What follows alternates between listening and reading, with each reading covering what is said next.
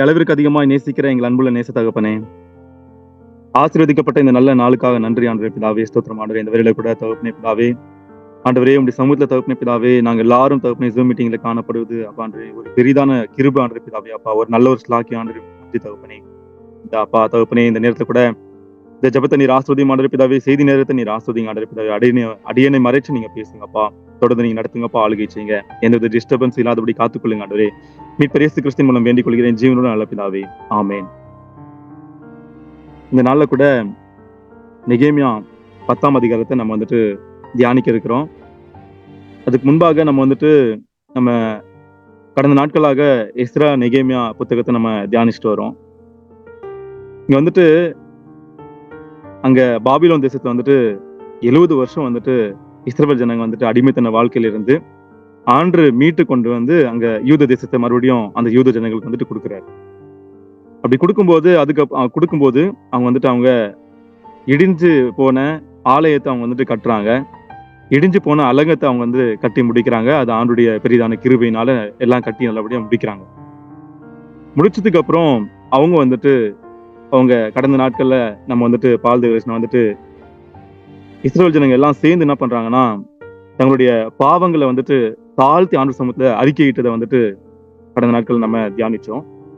தொடர்ந்து வந்துட்டு சில காரியங்கள் அவங்க வந்துட்டு ஆண்டோட வந்துட்டு உடன்படிக்கை செய்யற காரியங்கள் தான் இன்னைக்கு நம்ம வந்துட்டு பார்க்க போறோம். ஆண்டோட வந்துட்டு அவங்க வந்துட்டு உடன்படிக்கை செய்யறாங்க. இதுதான் நம்ம வந்துட்டு நெகேமியா 10ஆம் அதிகாரத்துல இன்னைக்கு அதை நம்ம தியானிக்க போறோம். வசனம் 1-27 நீங்க பாத்தீங்க அப்படின்னா, ஆசாரியர்கள், லேவியர்கள், ஜனத்தின் தலைவர்கள் இவர்கள் உடன்படிக்கை பண்ணி தேவனோடு உடன்படிக்கை பண்ணி அதற்கு முத்திரை போட்டவர்களின் பெயர் பட்டியல் அப்படின்னு சொல்லி நம்ம பார்க்கணும். இந்த 1-27 வசனத்துல நீங்க பாத்தீங்க அப்படின்னா, மொத்தம் 84 பேர் வந்துட்டு பேர் வந்து இதுல எழுதப்பட்டிருக்கிறது. இந்த 84 பேர்ல வந்துட்டு அதுல ஆசாரியர்கள் வந்துட்டு எத்தனை பேர் அப்படின்னா 23 பேர், லேவியர்கள் எத்தனை பேர் அப்படின்னா 17 பேர், ஜனத்தின் தலைவர்கள் எத்தனை பேர் அப்படின்னா 44 பேர். இப்படி மொத்தம் 84 பேர் என்ன பண்றாங்க அப்படின்னா ஆண்டவரோடு ஒரு நல்ல ஒரு உடன்படிக்கை செய்து அவங்க என்ன பண்றாங்க அப்படின்னா, இனிமே நாங்க வந்துட்டு என்ன பண்ணுவோம், ஆண்டுக்கு நாங்க கீழ்ப்படிஞ்சு நடப்போம் அப்படின்னு சொல்லி 84 பேர் என்ன பண்றாங்கன்னா முத்திரை போடுறாங்க. அதாவது கையெழுத்து போடுறாங்க. கையெழுத்து போட்டு அவங்க என்ன பண்றாங்க, ஒரு தீர்மானத்தோடு வந்துட்டு அவங்க வருகிற காரியங்களை நம்ம பார்க்கிறோம். அடுத்ததாக 28-39 நீங்க பாத்தீங்க அப்படின்னா, அங்க இன்னும் இருக்கிற ஜனங்கள் வந்துட்டு தேவனுடைய நியாயப்பிரமாணத்தையும் கட்டளைகளையும் கற்பனைகளையும் சகல நீதி நியாயங்களையும் கை கொண்டு நடப்போம் என்று அர்ப்பணித்தல் என்பதாக நாம் பார்க்கிறோம்.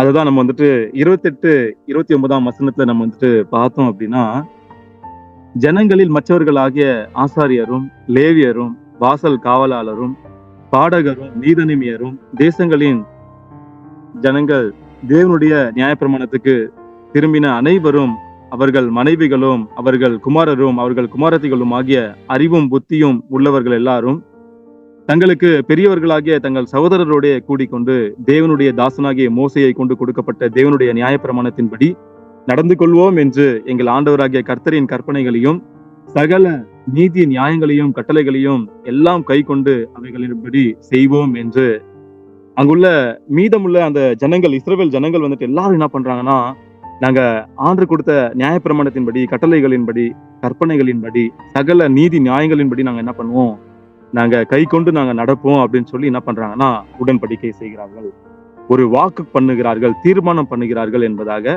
நாம் பார்க்கிறோம். இன்னும் சில உடன்படிக்கை அவர்கள் பண்ணுகிறார்கள், அதையும் கூட நம்ம வந்துட்டு தியானிப்போம்.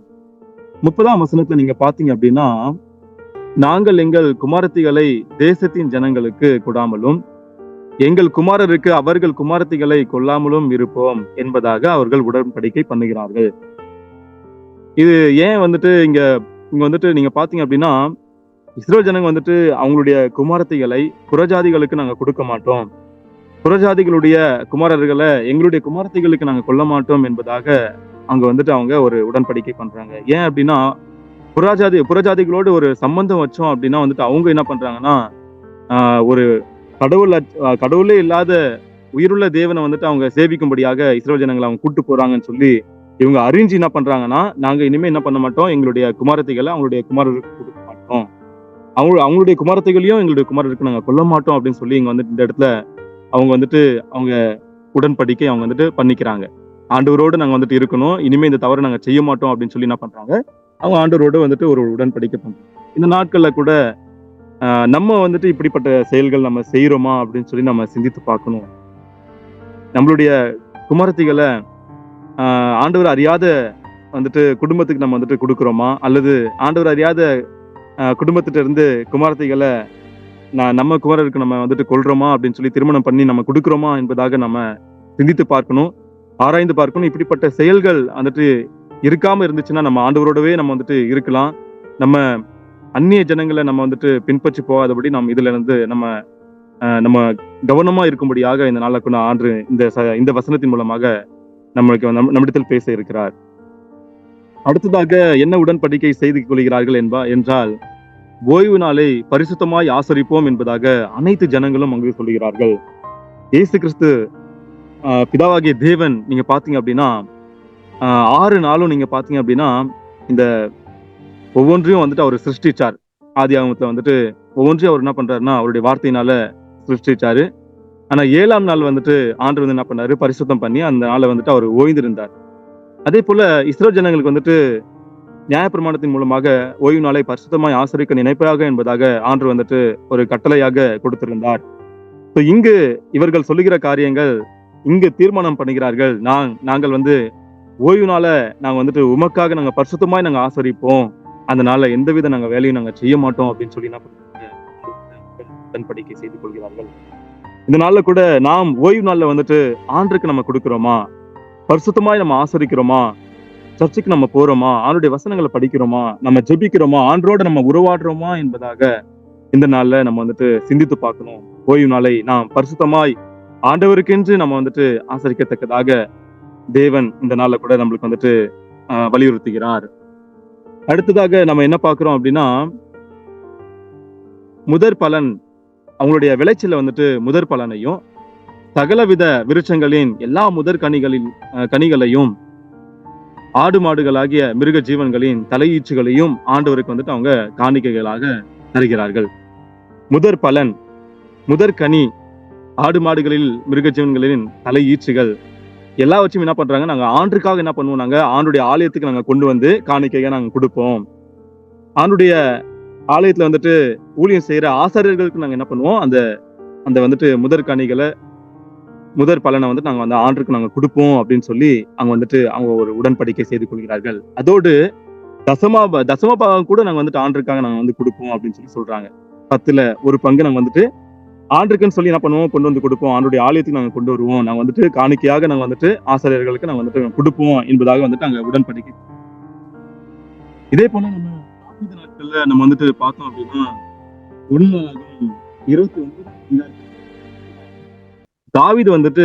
தாவீது ராஜா தேவனுடைய ஆலயத்தை அவர் கட்டல, ஆனா சாலமோன் ராஜா கட்டுறாரு. ஆனா அதுக்குரிய பொருள்கள் எல்லாம் அவரு சேகரித்து வைக்கிறாரு. தங்கத்தையும் வெள்ளி மரங்கள், இன்னும் விலையுயர்ந்த ரத்தின கற்கள், இத்தனை ஏராளமான அந்த காரியங்களை வந்துட்டு அவர் சேர்த்து வைக்கிறாரு. அது மாத்திரமில்ல, அவருடைய சொந்தத்துல இருந்து அவர் என்ன பண்றாருன்னா, நான் ஆண்டவருடைய ஆலயத்தின் மேல வைத்திருக்கிற வாஞ்சையினால என்னுடைய சொந்தத்துல நான் எடுத்திருக்கிறேன் அப்படின்னு சொல்லி நிறைய காரியங்களை அவர் மனப்பூர்வமா எடுத்து கொடுத்தாரு. அது போல அது மாத்திரமில்ல, அங்க உள்ள ஜனங்கள்ட்ட அவர் ஊக்குவிக்கிறாரு. நீங்களும் உங்களால இணைஞ்ச காணிக்கை நீங்க ஆண்டுக்காக கொடுங்கன்னு சொல்லும்போது மனப்பூர்வமா அங்க உள்ள தலைவர்கள், பிரபுக்கள், இன்னும் ஜனங்கள் வந்துட்டு அவங்க வந்து என்ன பண்றாங்கன்னா ஆண்டுக்கு வந்துட்டு நம்ம வந்துட்டு பாக்குறோம். அதுல ஒரு வசனம் வந்துட்டு தாவீது ராஜா சொல்றாரு 16ஆம் வசனத்துல 1 எங்கள் தேவனாகிய கர்த்தருக்கு உம்முடைய பரிசுத்த நாமத்துக்கு உமக்கு ஒரு ஆலயத்தை கட்டுகிறது, சகோதரித்திருக்கிற இந்த பொருட்கள் எல்லாம் உம்முடையது என்பதாக தாவீது ராஜா சொல்றாரு. எல்லாமே உம்முடையதுதான் ஆண்டவரே, நீங்க தான் கொடுத்தீங்க, இதை நாங்க உங்களுக்கு தந்திருக்கோம், அவ்வளவுதான் ஆண்டவரே அப்படின்னு சொல்லி அங்க தாவீது ராஜா சொல்றாரு. இப்படி நாம வந்துட்டு இந்த நாட்கள்ல கூட ஆண்டுக்கு நம்ம தசம பாகம் கொடுக்கிறோமா? ஆண்டு தான் கொடுத்தது நம்மளுக்கு வந்துட்டு 10ல் 1 பங்கு நம்ம ஆண்டுக்கு வந்துட்டு தசம பாகம் நம்ம வந்து கொடுக்கணும். ஆண்டு நம்மளுக்கு கொடுத்த ஆண்டு தான் நம்மளுக்கு வந்துட்டு ஒவ்வொருத்தருக்கும் வந்துட்டு ஒவ்வொரு வேலையை போட்டு கொடுத்திருக்காரு. ஒவ்வொரு காரியத்திலையும் வந்துட்டு நம்மளுக்கு வந்துட்டு ஆண்டு இதுவரையும் நம்ம வந்து பாதுகாத்து வழிநடத்தி கொண்டு வருகிற வருகிறது யாருன்னா ஆண்டு தான். அப்போ அந்த ஆண்டவருக்கு வந்துட்டு ஆண்டவர் கொடுக்கிறதிலே நம்ம வந்துட்டு ஆண்டருக்கு நம்ம கொடுக்காம இருக்கிறோமா என்பதாக நம்ம ஆராய்ந்து பார்ப்போம். அதனால ஆண்டவர் கொடுப்பதில 10ல் 1 பங்கு நம்ம ஆண்டருக்காக நம்ம தசம பாகம் செலுத்தும்படியாக இந்த நாள்ல ஆண்டவர் நமக்கு இருக்கிறார். அடுத்ததாக ஆலயத்தை பழுது பார்த்தல் என்பதாக நம்ம பார்க்கிறோம். இங்கு அந்த ஜனங்கள் என்ன சொல்றாங்கன்னா, இப்போ ஆலயம் வந்துட்டு 2வதாக கட்டி முடித்த வந்துட்டு அது கட்டி முடிக்கப்பட்டிருக்கிறது. இன்னும் வந்துட்டு அதுல சில நாள் ஆனதுக்கு அப்புறம் வந்துட்டு அதுல சில சேதங்கள் ஏற்படும். அப்போ வந்துட்டு அந்த ஆலயத்தை வந்துட்டு பழுது பார்ப்போம் நாங்க விடவே மாட்டோம். நெகேமியா 10ஆம் அதிகாரத்துல கடைசி வசனத்துல என்ன சொல்றாங்க?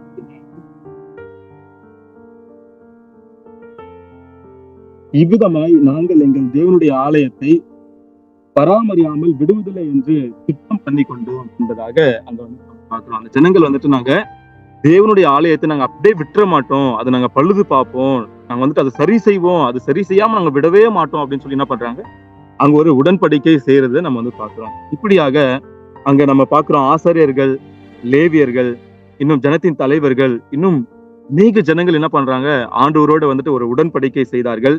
நம்ம பார்த்துட்டே வந்தோம். ஒவ்வொரு காரியத்திலயும் வந்துட்டு ஆண்டவரோட வந்துட்டு அவங்க உடன்படிக்கை செய்தார்கள். இதுல நீங்க பாத்தீங்கன்னா இந்த ஜனங்கள்ட்ட வந்துட்டு என்ன இருக்கு அப்படின்னா ஒரு நன்றி உணர்வு இருக்குது. ஏன் அப்படின்னா 70 வருஷம் வந்துட்டு அங்க அடிமை வாழ்க்கையில வந்துட்டு எவ்வளவுலாம் கஷ்டப்பட்டிருப்பாங்க. ஆனா அங்கிருந்து ஆண்டு என்ன பண்ணிருக்காருன்னா மறுபடியுமாக அந்த சொந்த இடத்தையே வந்துட்டு யூத தேசத்தையும் வந்து அவங்களுக்கு கொடுத்ததுனால ஒரு நன்றி உள்ள இருதயத்தோட ஆண்டு வந்து அவங்க வந்து பாக்குற காரியங்கள் தான் இது நம்ம பாக்குறோம். பாவங்களை அறிக்கை செய்யறாங்க. தேவனோட உடன்படிக்கை செய்து ஆண்டவரே எங்களை வந்துட்டு ஒரு பாதுகாத்து எங்களை நீங்க இப்ப வந்து ஒரு அடிமைத்தன வாழ்க்கையில இல்ல, இங்க நாங்க நல்லா இருக்கிறோம் அப்படின்னு சொல்லி ஆண்டுகிட்ட வந்துட்டு ஒரு நன்றி உள்ள இருதயத்தோட வந்துட்டு அவங்க காணப்படுறாங்க. அப்படியாக தான் இங்க வந்துட்டு ஒரு உடன்படிக்கை ஆண்டோட வந்துட்டு நல்ல ஒரு எண்ணத்தோட வந்துட்டு அங்க உடன்படிக்கை செய்துக்கணும்.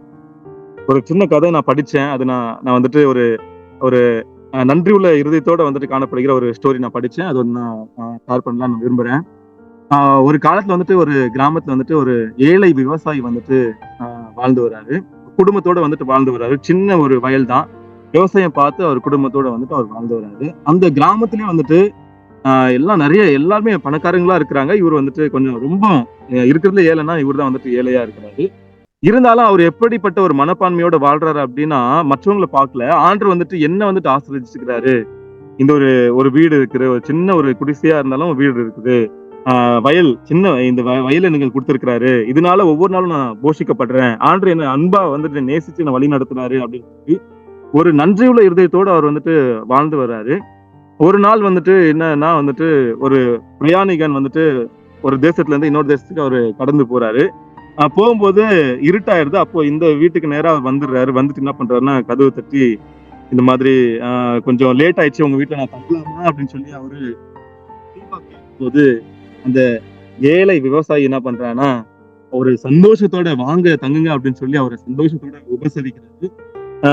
ராத்திரி வந்துட்டு அவங்க நல்லா விசேஷமா அவரை கவனிக்கிறாரு. நல்லா சாப்பிட வச்சு வந்துட்டு ராத்திரி படுக்கும் போதும் வந்துட்டு நல்லா கிளீனா அவருக்கு நல்லா படுக்கையை போட்டு கொடுத்து அவரும் சந்தோஷமா இருக்கணும்னு சொல்லி நல்லா கரெக்டா அவரை படுக்க வச்சு நல்லா தூங்க வச்சு அடுத்த நாள் வந்துட்டு காலைல கூட சாப்பாடு கொடுத்து அவர் வந்துட்டு வழி அனுப்புறாரு. அந்த அந்த பிரயாணிகன் வந்துட்டு அந்த விவசாய பார்த்து இந்த அளவுக்கு வந்துட்டு என்ன நல்லா உபசரிச்சாரு அப்படின்னு சொல்லிட்டு என்கிட்ட சில பொருட்கள் இருக்கு, இதை நீங்க வச்சுக்க முடியுமா, என்ன நல்லா கவனிச்சுக்கிட்டீங்க அப்படின்னு சொல்லிட்டு அவரு பாக்கெட்ல இருந்து எடுக்க பாக்குறாரு. அப்போ வந்துட்டு வேணாம் ஐயா, என்ன வந்துட்டு ஆண்டீங்க நல்லா வச்சிருக்கிறாரு. இங்க வந்துட்டு இங்க பக்கத்துல கிராமத்துல இருக்கிறாங்க ஜனங்க, ஏராளமான ஜனங்கள் இருக்காங்க. அவங்க எல்லாம் என்னோட அன்பா இருக்கிறாங்க. ஆண்டவருடைய அன்பு வந்துட்டு இது போதாது, இன்னும் வந்துட்டு ஆண்டோடைய அன்பும் வந்துட்டு என் மேல வந்துட்டு இருக்குது. என்ன வந்துட்டு ஆசீர்வாதமா வச்சிருக்கிறாரு. நீங்க போங்க ஐயா அப்படின்னு சொல்லிட்டு ஒரு சந்தோஷத்தோட வந்துட்டு அனுப்பி தராரு. அந்த பிரயாணிகனும் நினைச்சிட்டு போறாரு, என்னடா இந்த கிராமத்துல இவர்தான் ஏழையா இருக்கிறாரு, ஆனா வந்துட்டு இருக்கிறது எல்லாம் நான் தான் நல்லா இருக்கிறேன் ஒரு நன்றியுள்ள இருதயத்தோட ஆண்டுக்கு வந்துட்டு இருக்கிறாரு அப்படின்னு போயிடுறான். ஆனா வந்துட்டு ஆண்டு இதெல்லாம் பாக்குறாரு. அந்த விவசாயி எந்த அளவுக்கு ஒரு நன்றியுள்ள இருதயத்தோட வாழ்றானே அப்படின்னு சொல்லி போக போக வந்துட்டு ஆண்டு என்ன பண்றாருன்னா அவனுடைய வீட்டையும் அவனுடைய வயலையும் வந்துட்டு ஆண்டு ஆசிரியச்சு ஒரு ஒரு ஒரு நல்ல ஒரு உன்னத மட்டத்துக்கு வந்துட்டு ஆண்டு வந்துட்டு அவரை கொண்டு வர காரியங்கள் வந்து அதே போல இந்த இஸ்ரேல் ஜனங்க வந்துட்டு இவ்வளவுதான் அடிமைத்தன வாழ்க்கையில கஷ்டப்பட்டோம் அப்படின்னு சொல்லிட்டு இங்க நம்ம மீட்டெடுத்து ஆண்டு கொண்டு வந்தாரு அப்படின்னு சொல்லி ஆண்டவரோட ஒரு உடன்படிக்கை, ஆண்டவரே இனிமே உமக்காக நாங்க என்ன பண்றோம், நாங்க வாழ்வோம் ஆண்டவரே. இப்படிப்பட்ட காரியங்கள் நாங்க கரெக்டா நாங்க செயல்படுவோம். ஆலயத்தின் விஷயத்திலயும், ஆசிரியர்கள், லேவியர்கள் விஷயத்திலும் நாங்க கரெக்டா இருப்போம். எங்களுடைய காரியங்கள், பலி செலுத்தக்கூடிய காரியங்கள், எங்களுடைய தசமபாக காரியங்கள் எல்லா விஷயத்திலும் நாங்க என்ன பண்ணுவோம், கரெக்டா இருப்போம் அப்படின்னு சொல்லி என்ன பண்றாங்கன்னா, அவங்க வந்து ஆண்டவரோட வந்துட்டு ஒரு நல்ல ஒரு உடன்படிக்கை செய்யற காரியங்களை நம்ம இந்த இடத்துல பார்க்கிறோம். இந்த நாட்கள்ல நாம எப்படி நம்ம வாழ்ந்துட்டு இருக்கோம்? ஆண்டவர் நம்மள வந்துட்டு எவ்வளவு விசேஷமா நம்மள வழி நடத்துறார்.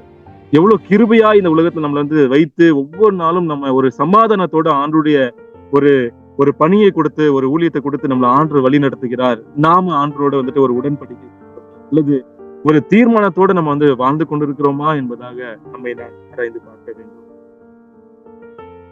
இங்க பாத்தீங்கன்னா ஒரு சில எடுத்துக்காட்டு நீங்க பாத்தீங்க அப்படின்னா, தானியேலை நம்ம எடுத்துக்கிட்டோம் அப்படின்னா, தானியேல் 1ஆம் அதிகாரம் 8ஆம் வசனத்துல நீங்க பாத்தீங்க அப்படின்னா, தானியேல் ஒரு தீர்மானம் பண்றாரு. தானியேல் ராஜாவின் போஜனத்தினாலும் அவர் பானம் பண்ணும் திராட்சரசத்தினாலும் தன்னை தீட்டுப்படுத்தல் ஆகாதென்று தன் இருதயத்தில் தீர்மானம் பண்ணிக்கொண்டு தன்னை தீட்டுப்படுத்தாதபடி பிரதானிகளின் தலைவனிடத்தில் வேண்டிக் கொண்டான் என்பதாக நாம் பார்க்கிறோம். இங்க தானியேல் அவனுடைய நண்பர்கள் பாத்தீங்கன்னா, அவங்க வந்துட்டு ஒரு பாபிலோன் தேசத்துக்கு போய் அவங்க வந்துட்டு அடிமையா இருக்கும் போதும் அவங்க ஆண்டு மேல ஒரு வைராக்கியத்தோடு வந்துட்டு அவங்க இருக்கிறது நம்ம பார்க்கிறோம். நான் எந்த விஷயத்தையும் வந்துட்டு நான் தீட்டே ஆகக்கூடாது அப்படின்னு சொல்லி ஒரு இருதயத்துல தீர்மானம் பண்ணி அதை செயல்படுத்துறாங்க. அதே போல நம்மளும் வந்து என்ன பண்ணக்கூடாது, ஒரு சின்ன காரியத்திலயும் வந்துட்டு சாதாரண உணவு தானே அப்படின்னு சொல்லி அவர் சாப்பிடல. இந்த விஷயத்தையும் நான் என்ன பண்ணக்கூடாது, ஆண்டுக்கு நான் ஒரு தீட்டாயிடக்கூடாது. நான் பரிசுத்தமான ஒரு ஜீவியை நான் வாழணும். ஆண்டுக்கு நான் ஒரு உகந்த மனுஷனாக நான் வந்துட்டு இருக்கணும் அப்படின்னு சொல்லி அங்க தானியேல் வந்து தீர்மானம் பண்ணி அதை செயல்படுத்துறாரு. செயல்படுத்தி அங்க பரிசுத்தமான ஒரு வாழ்க்கை வாழ்றதை நம்ம வந்துட்டு தானியேலுடைய வாழ்க்கையில நம்ம கற்றுக்கொள்கிறோம். பிலிப்பியர் 3ஆம் அதிகாரம் 14ஆம் வசனத்துல நீங்க பாத்தீங்க அப்படின்னா, கிறிஸ்து இயேசுவுக்குள் தேவன் அழைத்த பரம அழைப்பின் பந்தய பொருளுக்காக இலக்கை நோக்கி தொடர்கிறேன் என்பதாக பவுல் வந்துட்டு இங்க சொல்றதை நம்ம வந்து பார்க்கிறோம். இங்க ஆண்டவராகிய இயேசு கிறிஸ்து வந்துட்டு பவுல வந்துட்டு சந்திச்சு அதுக்கப்புறம் ஊழியத்துல அழைக்கும் போது எவ்வளோ பாடுகள் வந்துட்டு பவுல் வந்துட்டு அவருடைய வாழ்க்கையில படுகிறார். ஒவ்வொரு நாளும் என்னென்னலாம் வேதனை அவர் பட முடியுமோ அந்த அளவுக்கு அவர் வேதனைப்படுறாரு, கஷ்டப்படுறார். ஆனாலும் அந்த துன்பத்தின் மத்தியிலும் கஷ்டத்தின் மத்தியிலும் வந்துட்டு ஆண்டவருக்காக அவர் தீர்மானம் பண்ணி ஆண்டவர் கிறிஸ்து இயேசுவுக்குள் தேவன் அழைத்த பரம அழைப்பின் பந்தய பொருளுக்காக இலக்கை நோக்கி தொடருகிறேன் என்பதாக அவர் பாடுபட்டாலும் ஆண்டவரை நோக்கியே அவர் தொடர்ந்து சென்று கொண்டே இருந்தார். ஆண்டவருக்காகவே அவர் வாழ்ந்தார். அநேக ஊழியங்களை செய்தார். சிறைச்சாலையில் இருக்கும் போது எவ்வளவு வேதனைகள், எத்தனை பாடுகள் அவர் பட்டார்.